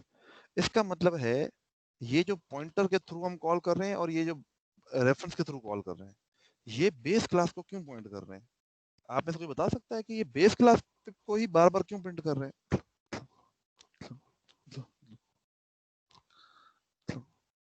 पहले समझ में आया कि मसला क्या है, मसला ये है कि ये जो ड्राइव क्लास का जो हमने ऑब्जेक्ट बनाया है ये तो ड्राइव क्लास का फंक्शन बिल्कुल सही प्रिंट कर रहा है, बट जो हमने ये रेफरेंस बनाया है और ये पॉइंटर बनाया है, अब ये देखें बेस का पॉइंटर है बट इसको पॉइंटर इसको कर रहा है, चाइल्ड को कर रहा है, तो ये गेटर जो है वो चाइल्ड वाला कॉल क्यों नहीं कर रहा, ये बेस वाला कॉल क्यों कर रहा है। जी, एनीवन? नो? अच्छा, असल में ये है कि जो बेस क्लास होती है ना, आपको मैंने आपको बताया था उसको चाइल्ड का नहीं पता होता, चाइल्ड को बेस का पता होता है, ठीक है ना, बट बेस को चाइल्ड का नहीं पता। इशू ये हो रहा है कि हम गेट नेम कॉल कर रहे हैं ना, तो बेस क्लास के अंदर भी गेट नेम है, तो बेस क्लास को लग रहा है कि ये मेरे वाला फंक्शन ही कॉल हो रहा है। अगर आप यहाँ पे ये में जो एरो देख सकें आप, तो लिखा हुआ है std string base gate name, तो ये असल में यहाँ पे बेस नहीं आना चाहिए था, यहाँ पे आना चाहिए था चाइल्ड गेट नेम। ये देख रहे हैं जो मैं एरो लेके अभी आया हूँ, ये कहाँ, ये इधर, ये गेट नेम है ना, ये बेस से कॉल हो रहा है, क्योंकि बेस को लग रहा है कि ये मेरा ऑब्जेक्ट है, हालांकि ये उसका नहीं है, ठीक है ना। अच्छा, इधर भी यही है, हालांकि पॉइंटर जो है ना, अब असल में ये क्यों हो रहा है, ये ऐसा हो इसलिए हो रहा है क्योंकि जो बेस क्लास होती है ना उसको चाइल्ड का नहीं पता होता, चाइल्ड के बारे में कुछ पता नहीं होता उसको, ठीक है ना। बेस सिर्फ उसको अपना पता है, बाकी का नहीं पता, बट चाइल्ड को दोनों का पता होता है, ठीक है ना। अच्छा, ओके, अब मसला ये भी है कि चाइल्ड के थ्रू सिर्फ चाइल्ड वाला ही कॉल होगा, बेस का नहीं कॉल हो सकता। अच्छा, अब ये एक इशू आ गया। ओके, एक और चीज,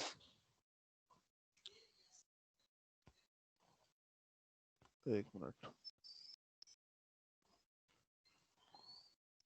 अच्छा, अब इसने एक और एग्जांपल देने की ट्राई की है, और वो इसी, पहले मुझे ये बताया कि आप लोगों को ये समझ में आगे आगे बात की, ये जो मैंने अभी बात की है वो क्या की है, कि क्या इशू आ रहा है कि हम रेफरेंस दे रहे हैं चाइल्ड का, बट ये जो रेफरेंस वेरिएबल है ये बेस क्लास का है और ये पॉइंटर भी बेस क्लास का है, तो ये दोनों किसके फंक्शन कॉल कर रहे हैं, चाइल्ड के फंक्शन ही base parent, class. Base class के पेरेंट के ही कॉल कर रहे हैं।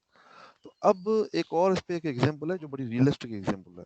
एक एनिमल की क्लास बनाई है इसने, और उसमें एक फंक्शन है नेम का, एक एट्रीब्यूट है नेम का, और ये एक कंस्ट्रक्टर है जो नेम को सेट करता है अगेन, और इसके अंदर एक फंक्शन है गेट नेम का जो नेम रिटर्न करता है, और एक फंक्शन है स्पीक का, और ये स्पीक का फंक्शन क्वेश्चन मार्क रिटर्न करता है, ठीक है।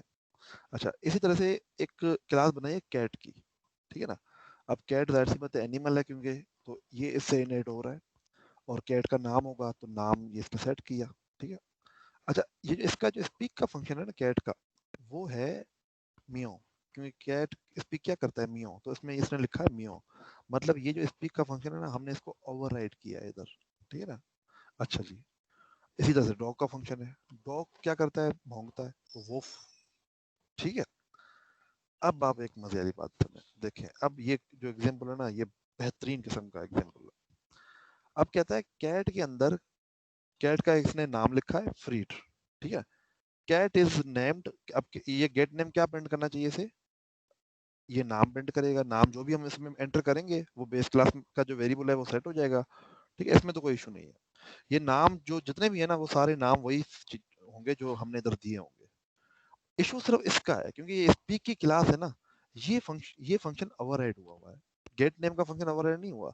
अब अगर आप यहाँ पे देखें डॉग के अंदर भी स्पीक का फंक्शन जो है वो ओवरराइड हो रहा है और कैट के अंदर भी ओवरराइड हो रहा है। ठीक है ना। अब अगर आप यहाँ पे देखें कि कैट के थ्रू मैं अगर कॉल करूंगा तो स्पीक क्या करेगा, तो ये आपके ख्याल में ये जो ये लाइन है क्या क्या आउटपुट देगी आपको, कोई बता सकता है ये लाइन आपको क्या आउटपुट देगी।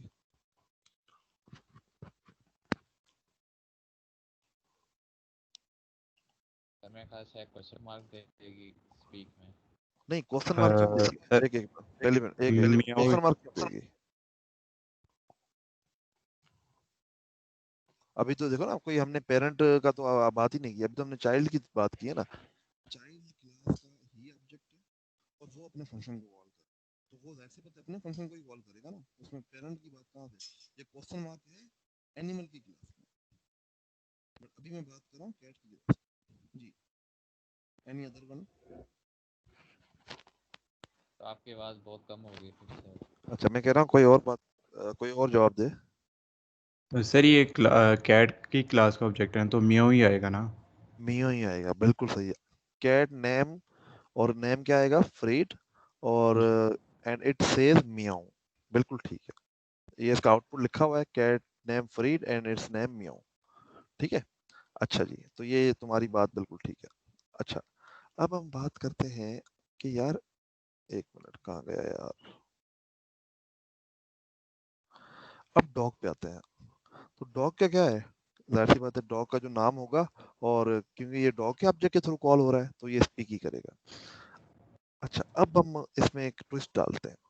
अब हमने क्या किया, पेरेंट का जो है ना वो एक ऑब्जेक्ट बनाया है, एनिमल का ऑब्जेक्ट बनाया है, और कैट जो है ना उसमें ऐसे रेफरेंस दे रहे हैं, मतलब ये जो पॉइंटर है ना अब पॉइंट कर रहा है कैट को, कर सकता है बिल्कुल। बट जब यहाँ पे गेट नेम का फंक्शन कॉल करेंगे तो वो तो ठीक है क्योंकि वो फंक्शन है ही बेस क्लास में ना, तो एनिमल में ही है। बट ये फंक्शन जो स्पीक का है ये तो दोनों जगह मौजूद है, एनिमल में भी मौजूद है और ये डॉग में भी कैट में भी मौजूद है। तो यहाँ पे स्पीक का फंक्शन क्या करेगा, अब यहाँ पे क्वेश्चन मार्क प्रिंट करेगा। क्यों प्रिंट करेगा क्वेश्चन मार्क, क्योंकि अब एनिमल को लगता है कि ये मेरे वाला फंक्शन कॉल कर रहा है। ठीक है, क्योंकि एनिमल को नहीं पता कि उसके नीचे भी कोई क्लास है। ठीक है ना, तो हमें कुछ एक तरीका है बताने का, वो भी बताता हूँ क्या तरीका है। एनिमल को नहीं पता कि मेरे नीचे जो है ना कोई क्लास है, उसको यही लग रहा है कि स्पीक का फंक्शन है ना, वो क्योंकि एक फंक्शन है तो मुझे कॉल कर लेना है। अब फर्ज करो डॉग के अंदर या कैट के अंदर एक अलग फंक्शन होता है जिसका नाम मैं रखता हूँ मिसाल के तौर पे माय फंक्शन, तो वो हम एनिमल के पॉइंटर के थ्रू कॉल नहीं कर सकते। ये जो पी एनिमल है ना, अगर फर्ज करें इसके अंदर एक फंक्शन होता जिसका नाम मैंने रखा था माय फंक्शन, ठीक है, डॉग फंक्शन, ठीक है ना, तो वो डॉग फंक्शन है ना इस पॉइंटर के थ्रू कॉल नहीं हो सकता, क्योंकि इस पॉइंटर के थ्रू वो चीजें कॉल हो सकती हैं जो दोनों में कॉमन हो। ठीक है ना। अब बेस क्लास में भी ये स्पीक का फंक्शन है और चाइल्ड क्लास में भी फंक्शन है। अब इशू ये है कि हमने यहाँ पे कॉल करना था कैट, क्यों, क्योंकि यहाँ पे रेफरेंस कैट का, बट ये तो कॉल अपने वाला ही कर रहा है, ये देखें इसका आउटपुट क्वेश्चन मार्क है, डॉग वाले में भी क्वेश्चन मार्क है। सर आवाज़ फिर से कम हो गई। ओके अब ठीक है, हेलो अब ठीक है। अब यस सर अब ठीक है। अच्छा तो ये बड़ा मसला हो रहा है यार कि भाई रेफरेंस हम दे रहे हैं चाइल्ड का, बट पेरेंट समझ रहा है कि आप मेरी बात ही कर रहे हैं। ठीक है ना, ये वही है ना, अब आपने अपने दोस्तों में भी देखा होगा, आप किसी को कह रहे हैं यार लोग बड़े बुज़दिल हैं, वो अपने पे ले लेते हैं कि यार तू मेरी बात कर, अबे हर दफा मैं तेरी बात नहीं कर रहा होता। कुछ ऐसे दोस्त आपके इर्द गिर्द होते हैं जो हर चीज जो भी आप कर रहे होते हैं जनरल बात वो अपने पे ले लेते हैं। ठीक है ना, तो ये भी वही है कि पेरेंट जो ना उसको लग रहा है कि शायद आप मेरे फंक्शन की बात कर रहे हैं, हालांकि वो पॉइंट किसे कर रहा है, चाइल्ड क्लास पे, बट उसको यही लग रहा है कि नहीं आप मेरे फंक्शन की बात कर रहे हैं। अच्छा अब ये मसला है। ठीक है ना, तो इसका एक और भी इसने एक बड़ा ज़बरदस्त जो है ना वो एग्जांपल देने की ट्राई की है, और वो एग्जांपल जो है वो क्या है दिखाता हूँ, एक बड़ा ज़बरदस्त एग्जांपल है, और वो ये है कि अच्छा ये जो लूप है ये लूप एक आईटी ये जो आजकल जो आपने फॉर लूप पढ़ा ना, ये उससे थोड़ा सा डिफरेंट है। ये बहुत ही इजी लूप है। ये लूप यूज होता है अरेज के लिए स्पेसिफिकली। जब आप अरेज लिखते हैं ना तो ये उसके लिए यूज होता है। इसका जो सिंटैक्स है वो आप ऐसे लिख सकते हैं कि फॉर सपोज। सर आवाज नहीं आ रही आपकी। आवाज को क्या हुआ है? हेलो, ठीक है। हेलो, ठीक है सर। ठीक है। जी। अगर ये अरे है ना तो इसके लिए ये लूप ऐसे लगता है। आप कोई भी वेरिएबल बना लें और ये मेरे ख्याल में सिंटैक्स ऐसे ही है। हाँ, ऐसे ही है, ठीक है। और इसको बेशक एंड और ये अरे, ठीक है। अब ये एक नया सिंटैक्स आया है मैदान मार्केट में कि आप क्या करें, आप ये असल में ना पाइथन में भी इसी तरह से आप क्या करें कि आप बेस एड्रेस में रख दें, वो खुद ब खुद प्लस करता जाएगा और खुद ब खुद चलता जाएगा। और अगर आप सी आउट करेंगे ना, let's suppose cout f करेंगे तो वो ऑटोमेटिकली इसको सी आउट भी कर देगा, ठीक है ना। अब ये सेंटेंस क्या है इसको थोड़ा समझते हैं, ठीक है। इसने क्या किया, एक कैट की अरे बनाई है, ठीक है, जिसमें इसने डिफरेंट नाम भेजे हैं, ठीक है। 3 साइज की ये है, 3 साइज की ये है, ठीक है। और उसने क्या किया, लूप के थ्रू ना इन तीनों को प्रिंट करने की ट्राई की कि भाई इसको भी प्रिंट कर दो और उसको भी प्रिंट कर दो। तो जाहिर सी बात है फ्रीड आएगा और उसके लिए स्पीक क्या होगा, मियाओ। ये मिस्टी आएगी, इसका स्पीक क्या होगा, मियाओ। इस तरह से ये नाम आएगा, उसका स्पीक को क्या होगा, मियाओ। और डॉग के लिए होगा वोफ वोफ, ठीक है ना। अच्छा, अब ये कहता है कि आप क्या करें, आप ये जो 3 अरे अलग बनाई है ना, आप क्या करें, 3 अरे बनाएं कैट की, 3 अरे बनाएं डॉग की, और 3 वेरिएबल डॉग के, 3 कैट के। इनके रेफरेंसेस है ना, एनिमल का एक अरे बना लें आप। किसकी अरे बनानी है, अब एनिमल की, बेस क्लास की एक अरे बना रहे हैं। और उस सब में हम क्या रख रहे हैं, रेफरेंस। तो मैंने आपको जब ऑब्जेक्ट पढ़ाया था, मैंने आपको बताया था अरे आप इस तरह से भी बना सकते हैं, मर्जी है आपकी। मैंने इधर रेफरेंस दिए हुए हैं। तो जाहिर सी बात है जब ये लूप चलाऊंगा, देखिए ना, आपकी मर्जी, आप ये लूप नहीं चलाना चाहते, जो आप पहले लूप चला रहे हैं फॉर लूप, वैसे चला लें, वो जो फॉर लूप लगा के एंड टाइम इक्वल 0। बट ये एक लेटेस्ट चीज़ है, आपको इसका पता होना चाहिए, ठीक है ना। ये इस विजुअल स्टूडियो में चल नहीं रही है, मेरे ख्याल में 2013 जो है ना, ये उसमें शायद वो होती हैं। अच्छा, इसमें या तो मैंने गलती की है कोई, ये मैंने चलाई हुई है, चल जाती होती हैं। असल में घर पे जो ना वो वर्जन चेंज है। अरे यार मेन के बाहर लिख रहे हैं मेरे ख्याल क्या से। क्या बोला? मेन के बाहर लिख रहे हैं आप ये। अच्छा, हाँ, मैं इनके बाहर लिखना है। तो ये सब में कह रहा है मैं इनके बाहर कोई मसला नहीं है। Can not deduce auto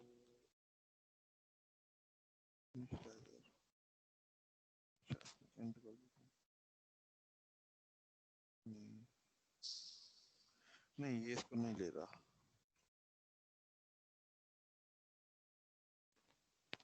syntax तो सर ये एस है के कि नाम का भी आपने वेरिएबल नहीं बनाया? नहीं, वो इधर ही बनाते हैं, वो अलग से नहीं बनाना पड़ता। वो असल में यही करता है, ये असल में लूप का वेरिएबल हम जैसे बनाते हैं ना, ये वैसे लूप का वेरिएबल बन रहा है तुम्हारे पास, ठीक है ना। ये असल में लूप का वेरिएबल है। बहरहाल ये इधर नहीं चल रहा है, ऐसे लिखे सर, ऑटो ARR फिर कोलन S। नहीं नहीं, ये जो देखे ना, ये अरे का नाम है ना, ये बाद में इसमें लिखा हुआ है और वो बाद में ही आता है, ठीक है ना। वो ये बिल्कुल ठीक लिखा हुआ है अरे, और ये एस, और ये कुछ can not produce auto type, ये इसको ऑटो टाइप ना, पता नहीं क्यों। खैर बहरहाल जो भी है। तो S की जगह इंट होगा मेरे ख्याल से। हाँ शायद। वो डेटा टाइप लिखी है ना। किस जगह से? और नहीं, S एस की असल जगह में एक वेरिएबल होता है, जैसे लूप का वेरिएबल है ना, एस असल में लूप का वेरिएबल है, ठीक है ना। ये तो सर ऐसे पहले पॉइंटर लगा के देखें। पॉइंटर लगा के देखें, पॉइंटर नहीं, सर आई असल में थिंक रेफरेंस के आई थ्रू। थिंक ये आइटरेटर की तरह काम करती होगी बिल्कुल ये लूप। आइटरेटर की तरह ही काम करता है, बिल्कुल तुमने सही पहचाना, ठीक है ना। आप में से तो काफी होंगे मेरे जिनको ख्याल से आपको आइडिया होगा। बहरहाल ये असल में वर्कआउट नहीं कर रहा इधर, ठीक है। आई डोंट नो क्यों नहीं कर रहा। बट बहरहाल ये सिंटेक्स है, अगर आपको वैसे करना है तो वैसे कर लीजिएगा, जो असल में मेन चीज़ मैं समझाना चाहता हूँ वो ना रह जाए। अच्छा जी, इसने लूप चलाया है अब ये क्या करेगा, जितनी भी अरे होंगी सबसे पहले पहले ये फरीड को उठाएगा। तो फरीड का जो है आपको पता है कि उसका नाम क्या है, फरीड है, और ये इसका क्लास टाइप क्या है, कैट है। तो आपको पता है कि इसका जो प्रिंट होना चाहिए वो होना चाहिए मियाऊ, बट क्योंकि ये एनिमल के उस अरे के थ्रू कॉल हो रहा है तो यहाँ पे मियाऊ प्रिंट नहीं होगा। यहाँ पे प्रिंट क्या होगा, यहाँ पे प्रिंट होगा क्वेश्चन मार्क, ठीक है ना, क्योंकि एनिमल को क्लास को लगेगा कि ये मेरे वाला ही जो है ना वो कॉल हो रहे हैं बार बार, ठीक है ना। असल में बेसिकली ये कर क्या रहा है, जो हमने काम पहले वेरिएबल के थ्रू किया था ना, ये एक अरे बना रहा है और ये चाह रहा है कि नहीं यार ऐसे ना हो। अब देखो ना ये कितना कोई जबरदस्त कॉन्सेप्ट है। इस कॉन्सेप्ट को मैं बताता हूँ क्या बोलते हैं, कि हम जो चाहते क्या है, अगर ये हो जाए, अभी तो हो नहीं रहा, बट हम चाहते क्या है, चाहते ये हैं कि बजाय इसके कि ये इतने अलग अलग वेरिएबल बनाए, ठीक है ना, हम एक ही पॉइंटर बनाते हैं और उसके थ्रू जितने भी ऑब्जेक्ट हैं वो कॉल कर रहे थे। पॉइंटर किसका है, एनिमल की क्लास का, जो बेस क्लास है, और उसके अंदर हमने अब देखो ना ये लूप लगाया है, वरना हमें इनको अगर प्रिंट करना है ना तो हमें अलग अलग सबको प्रिंट करना पड़ेगा, इन पे कोई ऑपरेशन परफॉर्म करना है, इन पे कोई चीज़ करनी है, ठीक है ना, तो वो सारा हमें अलग अलग करना पड़ेगा। बट क्या है ना, मज़ा आ जाए कि अगर एनिमल के थ्रू ही हम वो सारे प्रिंट कर सकें। अभी तो अगर हम इसको चलाएंगे ना तो स्पीक का फंक्शन एनिमल वाला कॉल होगा, बट अगर कोई टेक्निक इस्तेमाल हो जिसके थ्रू ये स्पीक वाला फंक्शन कॉल ना हो, तो ऐसा कोई तरीक़ेकार जो है वो आपने पढ़ा है अभी तक? जी, ऐसा कोई तरीक़ेकार आपने अभी तक नहीं पढ़ा। आप में से कितने लोग हैं जिनको ये चीज़ समझ आ गई है कि इशू क्या है, और कोई इसको एक्सप्लेन कर सकता है तो अ, कर दो। सर एक दफ़ा आप एक्सप्लेन कर दें दोबारा, इशू नहीं मैं समझ आया। मैं कर दूंगा, बट आप में से कोई अगर पहले कर दे तो बेहतर है। कोई नहीं है जो करना चाहे? अच्छा, इशू ये है कि हमारे पास एक बेस क्लास है और एक चाइल्ड क्लास है। बेस क्लास में एक फंक्शन है, लेट्स गो फन, और चाइल्ड क्लास में भी फंक्शन है, उसका नाम भी फन है, इसको हम कहते हैं फंक्शन ओवरराइडिंग। इशू ये है कि जब बेस क्लास के थ्रू, बेस क्लास को हमने रेफरेंस बनाया या पॉइंट करवा रहे हैं चाइल्ड क्लास को, ठीक है ना, अब हमें हमारा दिल कहता है कि यार क्योंकि जो पॉइंटर है वो जिस मेमोरी को पॉइंट कर रहा है वो चाइल्ड की है, तो चाइल्ड का फंक्शन कॉल होना चाहिए। पर इशू ये है कि वो चाइल्ड का फंक्शन कॉल नहीं करता, वो बेस क्लास का फंक्शन कॉल कर रहा है। जैसे अभी मैंने, अगर आपको अभी ये, हाँ, अभी मैंने जो अभी आपको इधर दिखाया वो यही दिखाया ना एनिमल की क्लास में, कि यार ये जो एनिमल है ये अरे बेशक एनिमल की है, बट क्योंकि इसको रेफरेंस जो जीरो इंडेक्स पे मिला हुआ है वो किसका है, वो चाइल्ड क्लास का है। तो इसका इसका जो स्पीक का फंक्शन है ना वो मियाऊ प्रिंट करे, बट मियाऊ प्रिंट नहीं करता, ये क्वेश्चन मार्क प्रिंट करता है।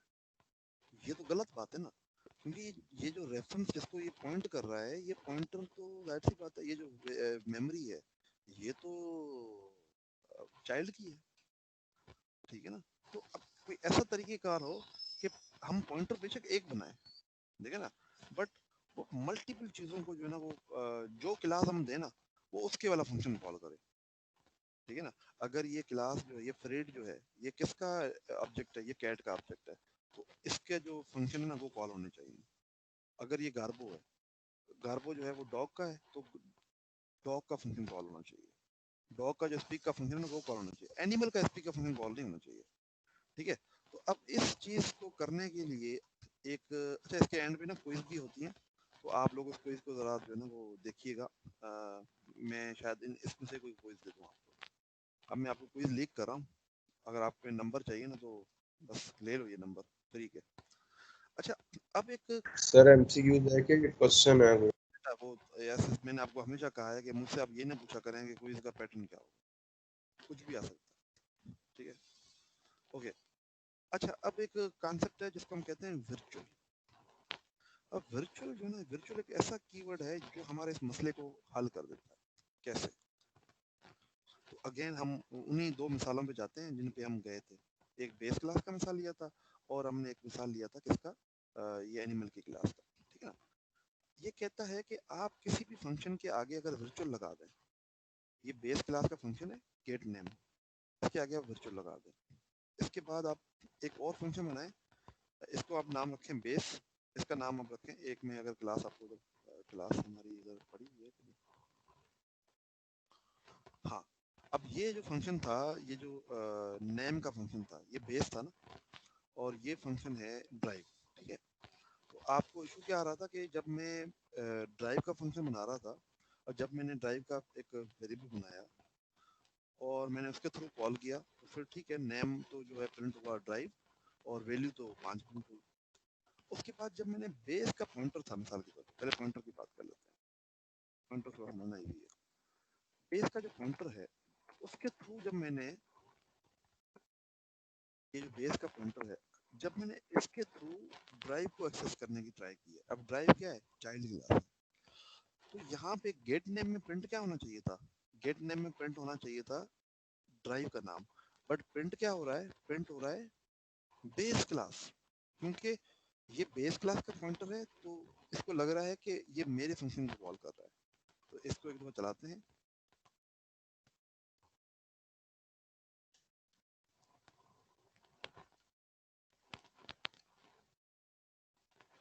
ये देखें ड्राइव क्लास ड्राइव। अच्छा बेस, ये जो बेस है ना, पी बेस इज, यहाँ पे बेस आ रहा है, ये गेट नेम में ना बेस नहीं आना चाहिए। ये बेस नेम बेस क्यों नहीं आना चाहिए, क्योंकि यार ये पॉइंटर किस मेमोरी को पॉइंट कर रहा है, ड्राइव क्लास की मेमोरी को पॉइंट कर रहा है, तो इसका आना चाहिए था।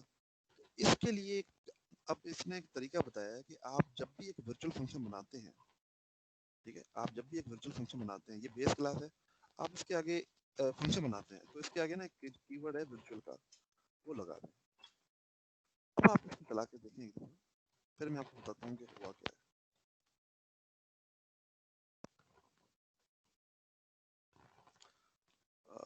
एक मिनट, ये गेट वैल्यू के आगे लगा दिया मैंने, गेट नेम के आगे लगा, गेट नेम को हम ओवरराइड कर रहे हैं ना, ये ड्राइव क्लास में हम गेट नेम को ओवरराइड कर रहे हैं, देखा। अच्छा, अब यहाँ पे देखें दोनों में ड्राइव आ गया। अब हालांकि हालांकि हमने पॉइंटर बनाया है बेस क्लास का, ठीक है, तो पहले क्या हो रहा था, ये गेट नेम कौन से वाला कॉल हो रहा था, ये कॉल हो रहा था बेस वाला। अब मैं आपको इसको थोड़ा सा डिबगिंग करके दिखाता हूँ, ताकि आपको और मजीद क्लियर हो जाए। इसमें से ना वर्चुअल कीवर्ड पहले हटा के देखते हैं और फिर चला के देखते हैं। पहले इसको बगैर वर्चुअल के करते हैं, चलें जी, ये चल गया। अच्छा, अब अगर यहाँ पे आप देखें तो गेट नेम का फंक्शन है, अब ये पॉइंटर है, ये पॉइंटर किसका है, ये असल में बेस ड्राइव क्लास को पॉइंट कर रहा है, तो ड्राइव क्लास का फंक्शन कॉल होना चाहिए। पर यहाँ पे आप देखिएगा यार F9 होता है, ये स्टेप इनटू का क्या क्या होता है यार, मैं भूल गया, F11, F11, ठीक है। ये जो फंक्शन है, ये देखें ये किस पे गया है, ये गया है बेस क्लास पे। ये क्या बात हुई, अभी हमने जिस मेमोरी को कॉल किया है वो है ड्राइव की, तो ये गेट नेम जो है वो ड्राइव पे क्यों गया, और ये बेस पे क्यों गया है, इसको तो ड्राइव पे आना चाहिए था ना। चलें, बहरहाल ये एक गलत चीज़ हो गई, तो नहीं होना चाहिए थी। अब हम क्या करते हैं, अब हम इसी कोड को रन करते हैं अगेन, स्टॉप डिबगिंग, बट हम इस कोड को वर्चुअल के थ्रू करते हैं।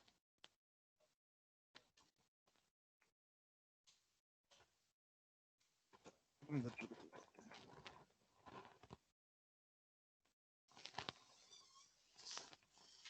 ठीक है। डिबगिंग मैंने बंद कर दी है।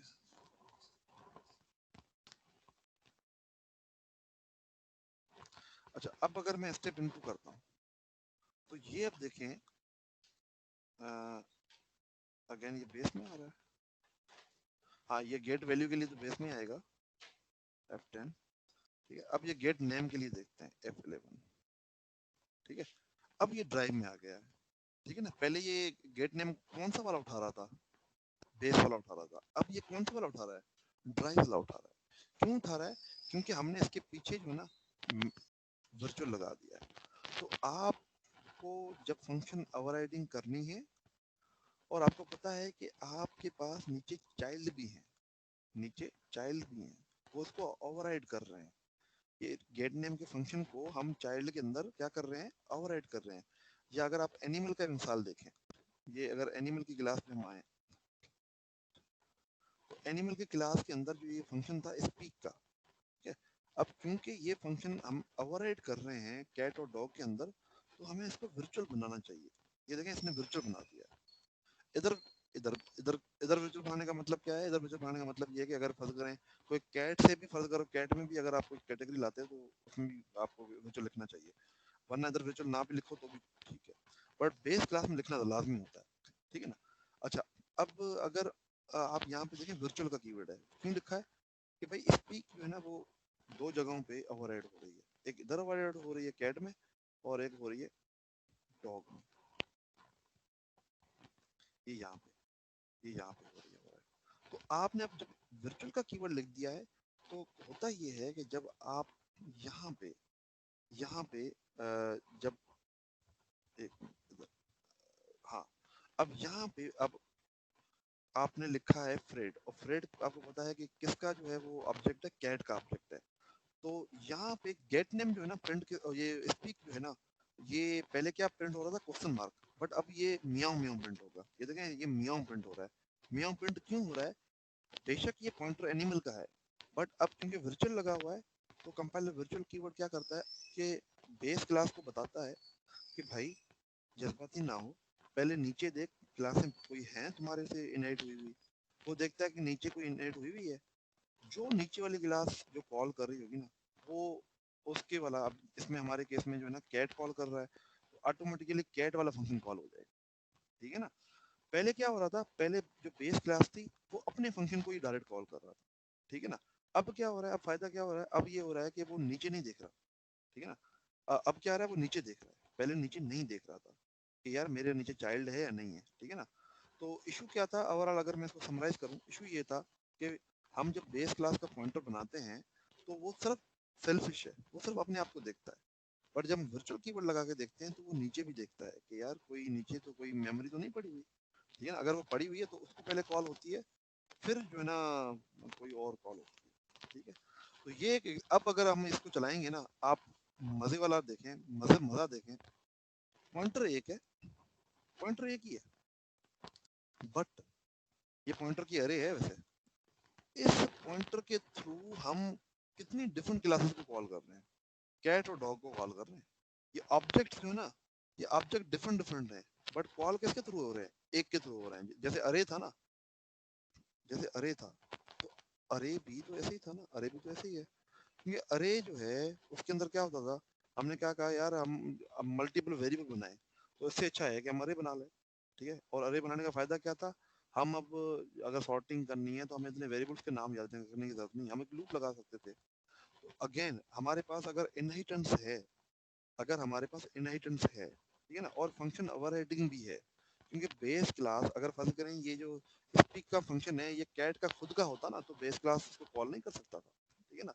बट फंक्शन ओवरराइडिंग अगर इस्तेमाल हो रही है देन ये कॉल कर सकता है, देन ये कॉल कर सकता है, ठीक है।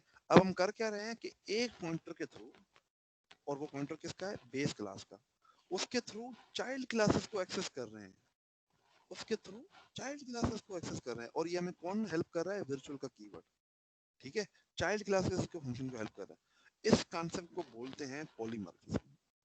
पॉलीमॉर्फिज्म का मतलब क्या होता है, पॉलीमॉर्फिज्म का मतलब ये है कि आपके पास एक क्लास है, एक पॉइंटर है, जिसके थ्रू आप मल्टीपल क्लासेस को एक्सेस कर सकते हैं, ठीक है ना। आपके पास देखें ना ये कैट, अब इस फर्ज करें एनिमल के अंदर और भी हम गधा भी डाल सकते हैं, डोंकी भी डाल सकते हैं, कोई और भी एनिमल डाल, कोई 5-7 एनिमल डाल दें, और हम कहें यार अब इतने एनिमल्स को अलग अलग जो है ना डील करना बहुत मुश्किल है, आप इसकी एक अरे बना लें। आपने एक अरे बना ली, अब चुप करके उस अरे को यूज कर ले, ठीक है ना। मैं आपको कहता हूँ कि आप एक एम्प्लॉय की क्लास बनाएं, अब उस एम्प्लॉय के अंदर हवाली एम्प्लॉय भी है, उस एम्प्लॉय के अंदर परमानेंट एम्प्लॉय भी है, और मैं आपको एक फाइल देता हूँ और मैं आपको कहता हूँ उस फाइल को रीड करो बैठ के, तो आप परेशान हो जाएंगे कि यार अब मैं क्या इतने कोई बनाऊंगा। तो बजाय इसके कि आप एक अरे बना लें पॉइंटर की, एनिमल की, एम्प्लॉय की, और उसके अंदर जिस टाइप का जो ऑब्जेक्ट हो ना उस टाइप का कंस्ट्रक्टर कॉल कर ले, पर इन द एंड आपके पास पॉइंटर एक ही होगा, और वो क्या होगा, एम्प्लॉय क्लास का। फायदा क्या होगा, अब देखे ना यहाँ पे एनिमल ही है, बट इस एनिमल के थ्रू हम कैट को भी एक्सेस कर सक रहे हैं और डॉग को भी एक्सेस कर सक रहे हैं, दोनों को एक्सेस कर सक रहे हैं। अगर ये अरे बहुत ज़्यादा बड़ी होती या ये चीज़ें हम फाइल से रीड करनी होती तो हमारे लिए अब क्या मुश्किल है, कुछ भी नहीं है, सिंपल हम उसका फंक्शन कॉल कर लेते, ठीक है ना, और इसी पॉइंटर के थ्रू कॉल कर लेते। इस कॉन्सेप्ट को हम बोलते हैं पॉलीमॉर्फिज्म। पॉलीमॉर्फिज्म का मतलब होता है कि एक चीज़ की डिफरेंट शेप, ठीक है ना। तो यहाँ पे पॉइंटर एक ही है बट उसकी शेप डिफरेंट है, कभी वो एनिमल, कभी वो, अभी अगर मैं कहूँ कि ये 0 इंडेक्स है, 0 इंडेक्स पे ये कैट बन जाता है, 1 इंडेक्स पे ये डॉग बन जाता है, 2 इंडेक्स पे अगेन ये कैट बन जाता है, और 3 इंडेक्स पे ये अगेन डॉग बन जाता है। ठीक है, बात समझ आई। अगली क्लास में ना, कल वाली जो क्लास होगी इंशाल्लाह, मैं पहले तो आपको इसके क्विज ले लूंगा, पहले मैं ना इसके बाद आपको एक बड़ा जबरदस्त इसका एग्जांपल करवाऊंगा, एक एग्जांपल करवाऊंगा जो आपसे उससे रिलेटेड होगा, ये जो एम्प्लॉय वाली क्लास है ना उससे रिलेटेड। एक्सक्यूज मी सर, जी जी, ये जो मियाओ और फिर वफ और मियाओ, ये सीक्वेंस से आ, ये रैंडमली आ रहा है जो इसका वो है नहीं स्पीक है? ये डिपेंड कर रहा है कि ये जिसका है, देखो ना ये फ्रीड है ना, सबसे पहले 0 इंडेक्स पे क्या है, फ्रीड है, और फ्रीड आपको पता है ये कौन सा ऑब्जेक्ट है, ये कैट का है, तो यहाँ पे क्या आना चाहिए, मियाओ। ठीक है ठीक है ठीक है सर, ठीक उसके है, बाद आगे सुनो। गार्बो है, उसके बाद गार्बो है, गार्बो क्या है, जी जी, डॉग है, तो ये वोफ, ठीक ठीक है। हो गया, उसके बाद मिस्टी ठीक है। क्या है, मिस्टी एक कैट है। बट आप जो इम्पोर्टेंट चीज वो समझ गए कि यार ये 6 ऑब्जेक्ट्स हैं, बट ये कॉल किसके थ्रू हो रहे हैं, एक लूप के थ्रू, ये 2 लाइनों का कोड है। बट अगर हमने करना होता सर है, जी जी, सर आप इसकी कल एक और एग्जांपल करा के फिर नहीं कुछ ले लेते हैं? चलें ठीक है, कोई मसला नहीं है। क्विज असल में जी मतलब क्विज जो होगा ना वो आपका इसी वेबसाइट से ही मिल लूंगा, इसी वेबसाइट से एग्जांपल उठा के आपको दे दूंगा। तो जी इसके ठीक है सर। ये ना असल में ना आप अगर इसके एंड पे देखेंगे ना, यहाँ पे इसके सॉल्यूशंस भी हैं, जी सवाल पूछेगा उसके सॉल्यूशन भी है, तो मेरी सजेशन है कि आप उसको एक दफा कर ले कल, जी और जी इंशाल्लाह हम फिर उसको जो है ना, बल्कि कल में कोई मसला नहीं है, कल पहले मैं सॉल्यूशन आपको एक प्रॉब्लम करवा लूंगा और फिर हम आगे कर लेंगे, कोई इशू नहीं। जी ठीक है सर। ठीक है, सर काइंडली इसका लिंक शेयर कर दीजिएगा। जी जी, मैं लिंक अभी फौरन शेयर कर देता हूँ उसका। जी ये वैसे तो मैं अभी तो ये लेक्चर भी अपलोड कर दीजिएगा ये लेक्चर भी अपलोड कर दूंगा, ये यूट्यूब लेक्चर पर। भी अपलोड कर दूंगा। ठीक हो गया, चले आपको कोई क्वेश्चन हो तो पूछ ले, वरना फिर मेरी तरफ से जो है वो अल्लाह हाफिज़। सर सिंपल मीनिंग यही था ना